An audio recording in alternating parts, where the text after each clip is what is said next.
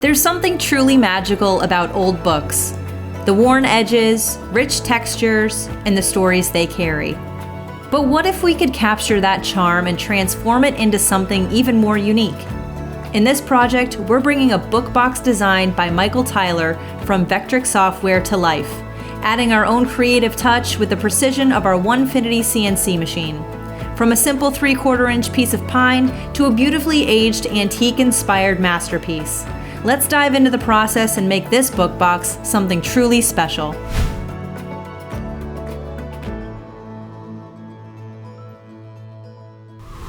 The first step in construction takes place on our CNC machine, where we carefully carve the pages of the book.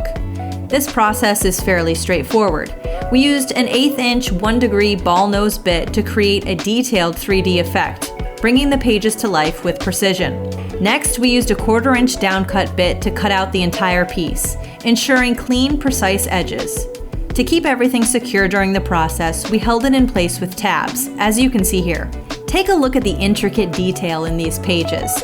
This cut took about 40 minutes, a cautious approach for our first book box. While we could easily cut that time in half, we opted to take it slow to ensure precision and a flawless result. To remove the tabs, we always use our multi-tool, taking extra care not to mar the workpiece, because trust me, this can get away from you fast. Ask me how I know. With the tabs removed, we now have all the individual pieces that will come together to form our book box. My oscillating belt sander made quick work out of removing all of the tabs. Here are all of our pieces for the box. The next step is to 45 the corners. So I'm about to put this last piece on, and I cut it long because I didn't want to end up having a short 45. And as I work my way around the box, as you can see, it's just a little too long. So I'm going to take it over to the miter saw and just trim it just a little bit, and then this box will be perfect. Now that it's a perfect fit, let's glue this box together.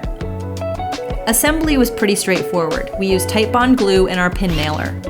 This book box just came off of our OneFinity CNC machine. My dad made it for me for Christmas. He knows how much I love books. Check out our previous library build video that we did just last year.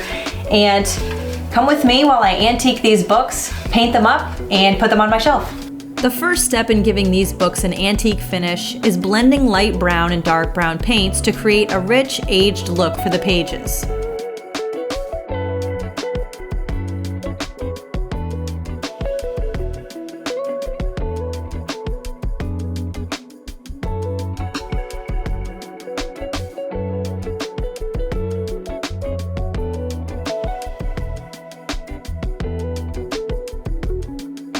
The aging on this looks really great already. The trick here though is you don't want to age the pages too much. You want those to stay lighter than the rest of the book. So what you do is I'm going through with this paper towel and going through the pages right here with this brown. But if you want to make them lighter, just add a little bit of water and then wipe it with your paper towel.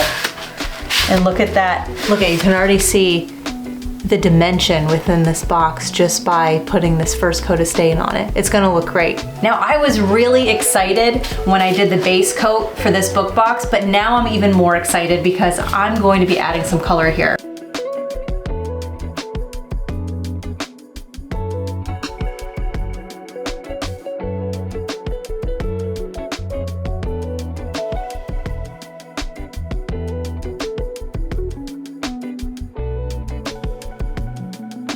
Look at it, already has that like worn book look. Love this color.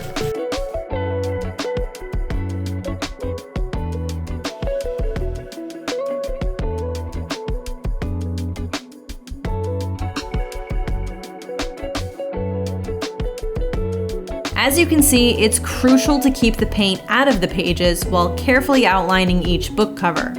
This technique creates the illusion of a stack of books, enhancing the realistic antique look. These books came out fantastic, but we're gonna do a little bit more distressing with some darker brown paint. We're gonna get into the crevices right here in between the books to really make them pop on the shelf. So let's take our brown and let's distress this a little bit more. Now this part's gonna look a little scary because this brown is really dark, but you just wanna go for it. You can always wipe it off with a paper towel. So Here we go. I may have gotten a bit too enthusiastic and removed some of the blue paint, but hey, don't panic. It's an easy fix. Just add more color, which as you can see is exactly what I did here. Sometimes a little extra oops just adds character. Final step is adding dark brown in between each book to give it some dimension. Now with the bottom half of this box drying, I'm gonna take the top, which is our lid, and I'm gonna darken this up a bit. Like I said in the beginning, we've got our first coat on here, which was the lighter coat, and that was just basically a base coat of a mix of paint and water. And I'm gonna do the same thing just with a darker brown right now and wipe it off just to give it a more distressed look. And in a last minute burst of creativity, I decided to take the cover of the book over to the CNC machine for some V carving using a 1/4 inch 90-degree V bit. We broke the carve into 2 stages. First, we etched the title and author, and then I selected some artwork that I felt perfectly captured the essence of the title. The Masso controller on the OneFinity offers an incredible display of the artwork we selected, making it easy to visualize the entire cutting process in real time. It not only shows us exactly where we are in the carve, but also provides precise control, ensuring that every detail is executed flawlessly. With its intuitive interface, we can monitor the progress, make adjustments if needed, and feel confident that the final result will be exactly as we envisioned. Every time I grab a project off of my OneFinity CNC machine, I am always so blown away, and this is no different. I absolutely love the way this looks.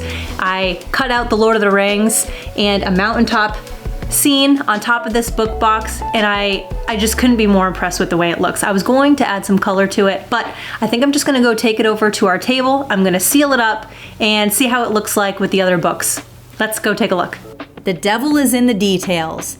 I used gold rub and buff to accentuate the intricate designs on the book bindings, adding a touch of elegance and bringing those fine details to life. Last steps were sealing the book box and adding the hinges. And that's a wrap on our antique-inspired book box.